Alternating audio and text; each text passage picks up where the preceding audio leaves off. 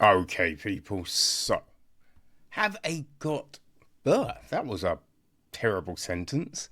Um, yeah, got a new film, right?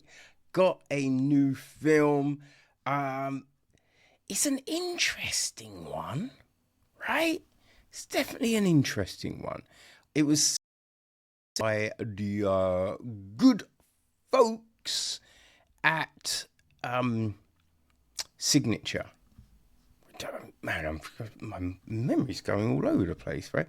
Yeah, good folks at Signature sent this across, and I'm always down to checking out new things, right?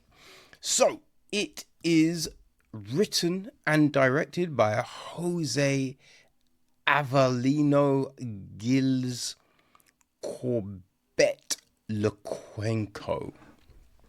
I probably butchered that, right? Yeah, he wrote and directed. It is produced by Matt Code, executive produced by Simon Williams, Andy Wang, Joe Simpson, Mason Novick, Dave Metham, Matthew E. Choose, right? Jonathan Bruce, and Douglas Booth.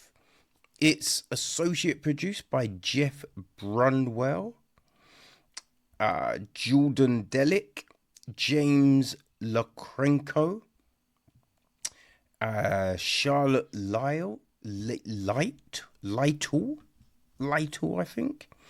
It is co-produced by Natalie Urquhart and Julie Streifer. So yeah, there you go. Owen Palette handled the music.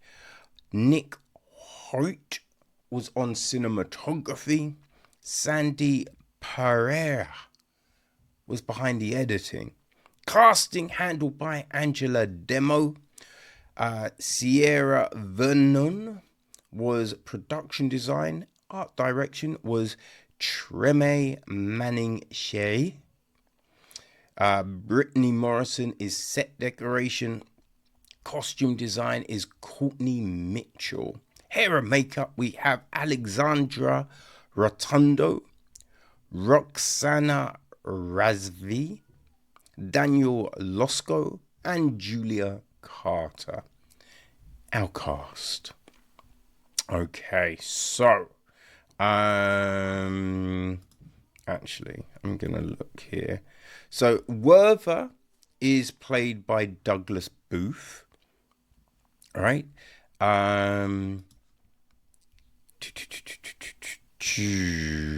Yes, his friend Paul is played by Jaouhar Ben Ayed, right? Then we have got Charlotte. Charlotte is played by Alison Pill.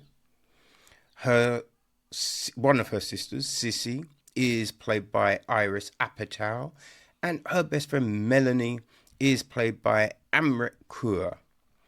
Right, her fiance Albert is played by Patrick J. Adams. Right, we have got Mr. Sandman, played by Laurie Murdoch. Right, we have got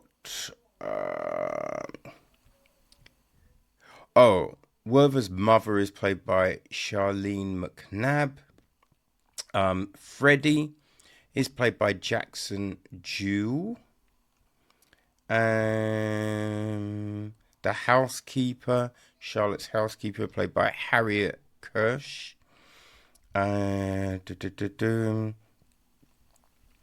else do we have?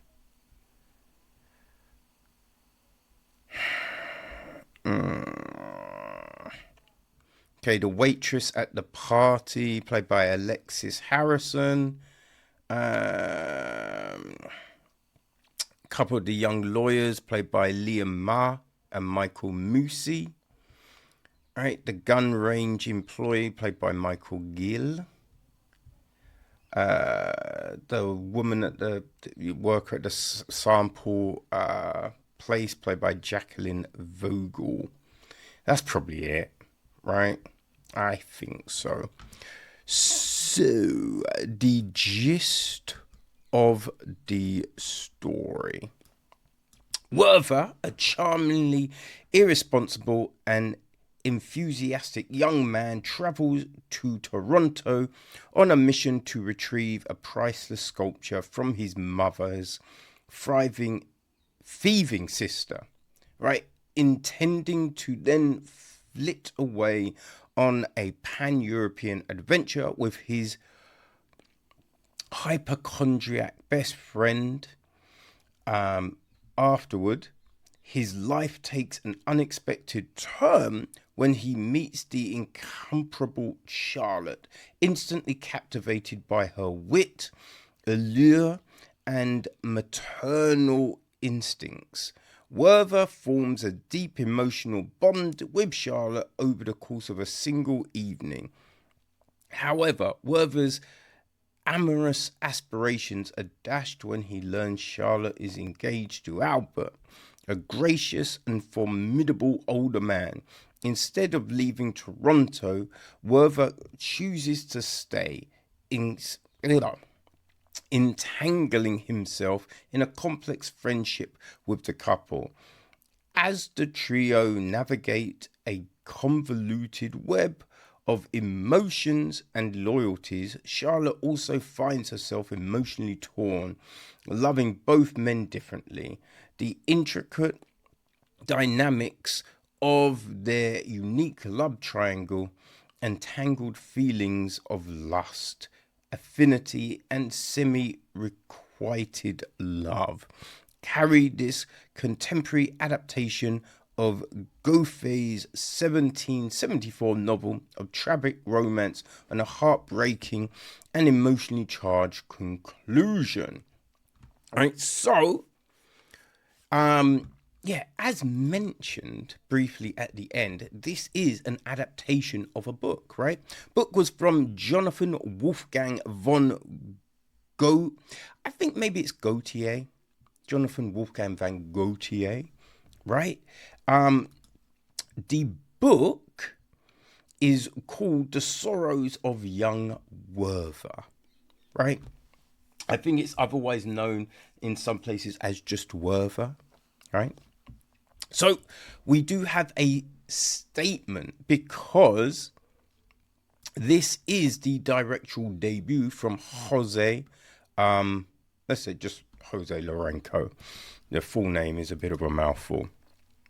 It reads, I first read The Sorrows of Young Werther in my second year of university for a class called Coming of Age Literature. I'd never heard of the book before, and to be honest, I didn't really know anything about its author. Like I'd heard of Faust, sure, but had I ever read Gautier? Did I know that the character of Werther was based on the foppish German polymath's own tale of awkwardly requited love with a young woman engaged to an older man? Did I know that Sorrows became the first teen and 20-something literary sensation all across Europe? So much so that everyone from Belfast to Lisbon began imitating Werther's style of dress, writing poems in his mantra, and committing imitative suicide when their own doomed romances didn't work out? Did I know that it was Napoleon's favourite book? That the French general carried a copy tucked in place over his heart before marching into every battle he ever won? That it was the very first piece of merchandised IP, spawning Werther colognes, Werther posters, and in the manner of action figures, fine porcelain figurines depicting scenes from the story? I did not. I did not know any of those things, but I read the book anyway, mostly because it was on the assigned reading list, and I'm glad I did. As once I began reading The Sorrows of Young Werther, I fell in love. Sorrows was one of those pieces of art you encounter at exactly the right time. I was 19 and at my most dejected, the embers of my first great romance cooling, the coals of my second great love yet unlit, the blown smoke of my fire pit related metaphors straining. And there was something in Werther, plus Charlotte's blossoming affair, Charlotte plus Albert's steady partnership, and Werther plus Albert's father-son friendship that felt profound, complex, and humane. This wasn't some trifling boy meets girl, will they, won't they? It was a wry and thoughtful rumination about grey areas, pathological affection, and the confounding Venn diagram of emotions that always overlap when feelings first form. It felt real to me. I read it again and again. One day, over a decade later, I was flipping through a copy of Sorrows and thinking back on my second great love, who had just married someone else. And I began imagining what Werther would look like today, how he would sound, where he would go, what the relationships in his life would look like. I started making notes, mingling the book's narrative with experiences I'd had over the course of a lovelorn summer. And then fairly quickly, I had this screenplay, Young Werther, my own little porcelain figurine inspired by Gautier's book. Of all the screen stories I've written, it is my very, very favourite, and the film I have most wanted to usher into the world. I see it as a lush, witty, whirlwind romance with gorgeous art, direction, and lively cinematography, an ode to the timeless characters at the heart of the narrative. A treatment that updates one of the great European books with a contemporary universal sensibility. It is my hope that everyone who's ever experienced joy and heartbreak and confusion about how it all ties together will see a little of themselves in this film, will laugh often, cry a little, and ultimately feel a little less alone. Wouldn't that be a nice thing? Isn't that what we all want? In a letter to one of his contemporaries in later life, Gautier said he was embarrassed that a slight novella about yearning, friendship, and the blinding effects of love was likely to be his greatest legacy. But he also confessed that The Sorrows of Young Werther was a creation which I, like the pelican, fed with the blood of my own heart. Well, much like that very same pelican, I fed this film with the blood of my own heart. Because that's what pelicans do, apparently. That's why we know them as the most passionate and romantic birds in all of the air and ocean. Pelicans, Werther, Charlotte, Albert, Gautier, Jose, and you, and you. Okay, right. I can see what Jose was trying to do. You know what I mean? I can see that, right? The film starts off, it starts off and we have Werther sitting by a tree, talking into a dictaphone, talking about, the love of his life and how it's gone and messed up and he's probably going to die, right, from a wound in his leg. And then we go back, right? We go back to him talking to his mum about this statue and him needing to go and retrieve it, right? So him and his best friend Paul, they travel, right? And, he overhears Charlotte and Sissy and Melanie talking. with this older dude. And yeah, then it all goes a bit weird, right? He butts in, and then all of this comes about. Now, I feel when watching it, right, it was looking to be something like 500 Days of Summer. You know what I mean? That kind of thing. And reading Jose's director's statement, you can see, yeah, he wanted to have this complex story with this nuance, right? These grey areas. You know, it's true. Love can be very grey, right? And especially when you meet people and, you know, no one's quite sure, right? Who do we actually like? And there's this person or this person, and I get that. I get all of that, right? And I haven't read this book. I didn't know about this book or anything like that. The thing with this, though, I don't think it really captures any of that. Right now, it is Jose's feature directorial debut, you know? So props for the effort, right? Making that attempt. A lot of people don't, you know what I mean? But, I mean, none of these characters are likable. None of them are likable, because they're all obviously rich. You know, Werther can fuck around in Toronto. You know what I mean? No job. But he's gone to stay in a nice hotel, right? He just goes to buy a suit out, you know, and not just off the rack, right? Getting measured up and all.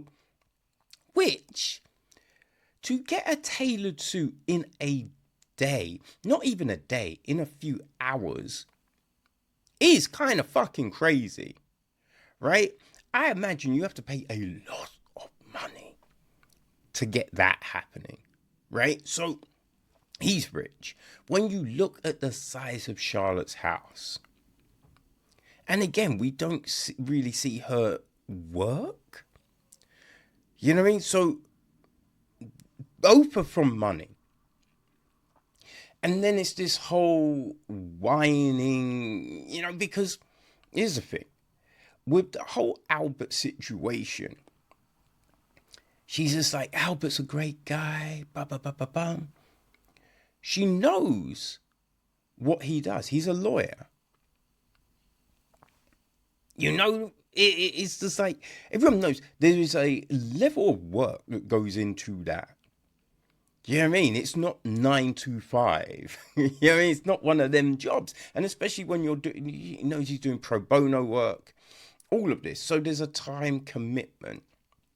But, right, with certain cases, right, you go, okay, this case is likely going to be, let's just say 6 months. So for 6 months, you know, time is going to be a little limited, right? I get that. But, you know what I mean? After that, we can do these things and bum. Right, so you kind of understand, you know, it's peaks and troughs with a lot of things.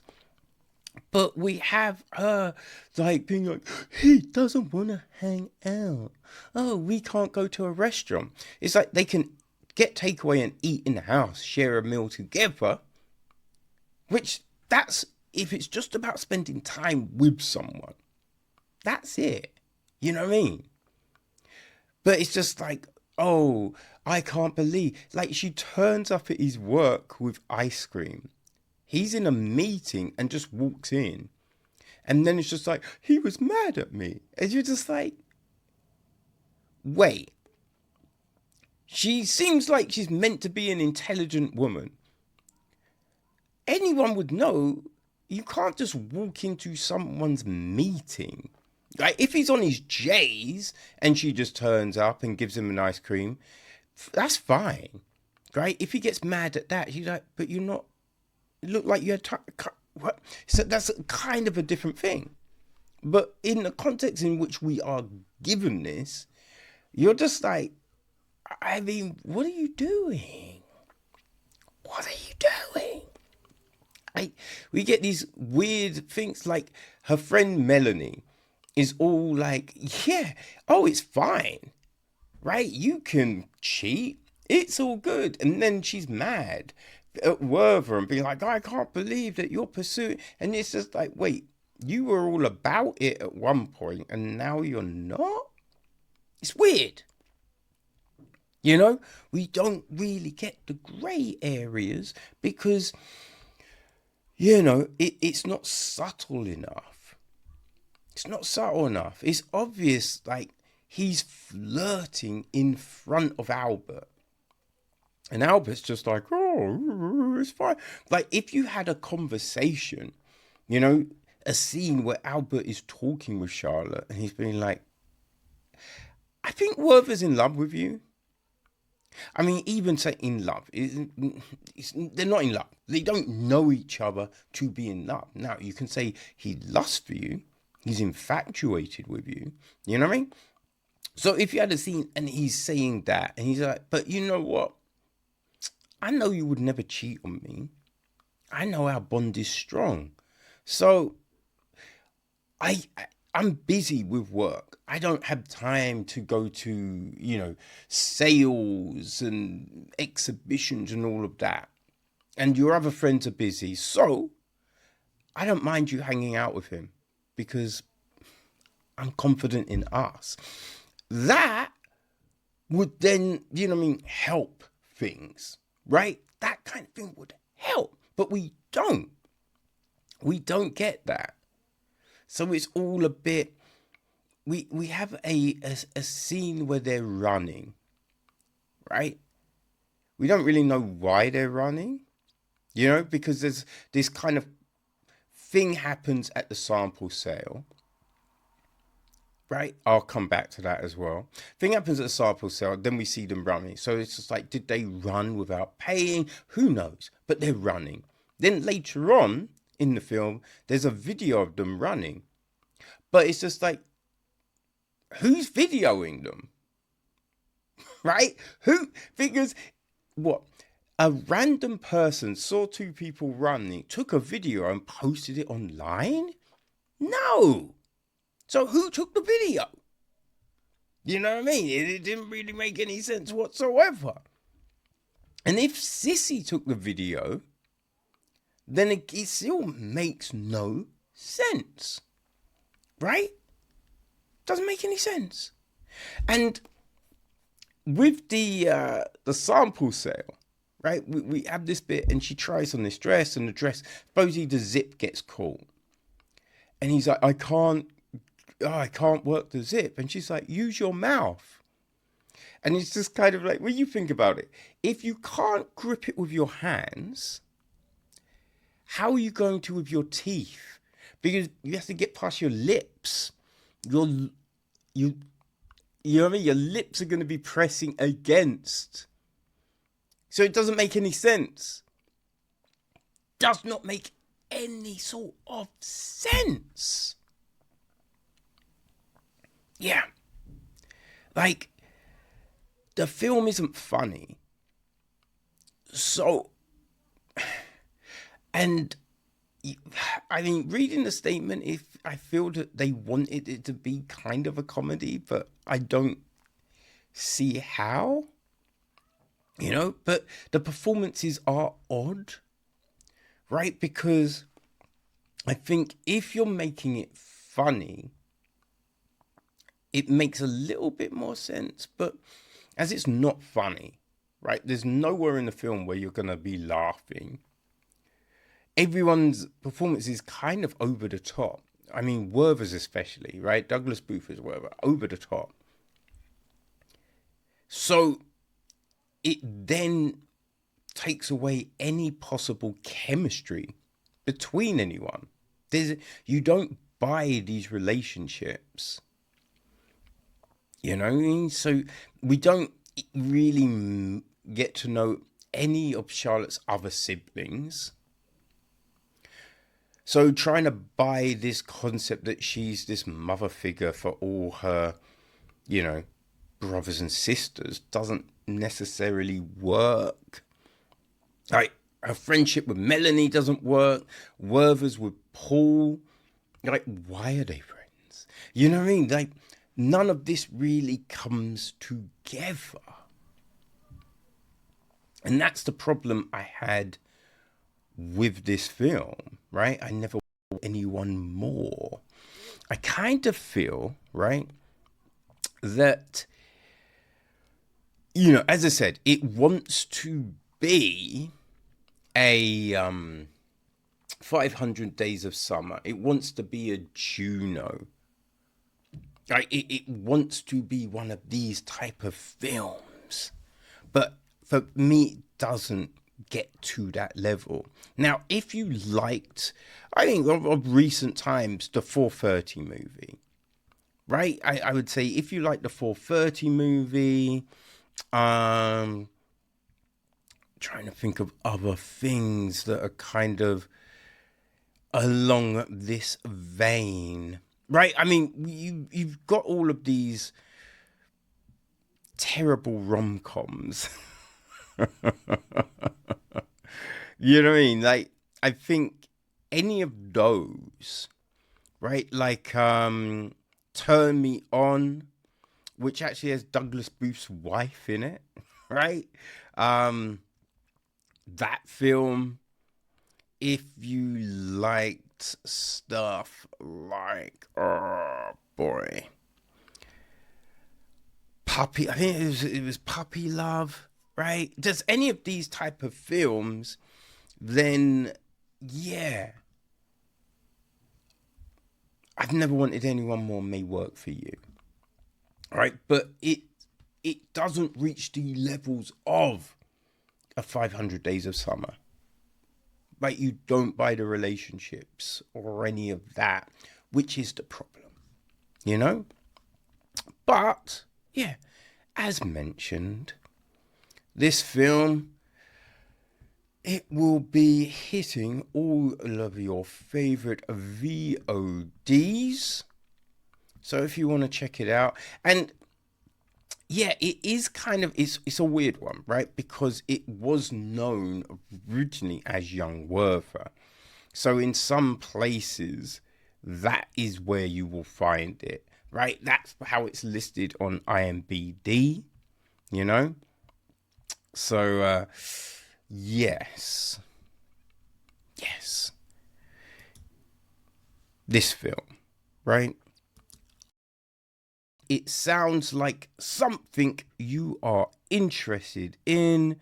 You will be able to check it out from the 3rd of February. So, I've never wanted anyone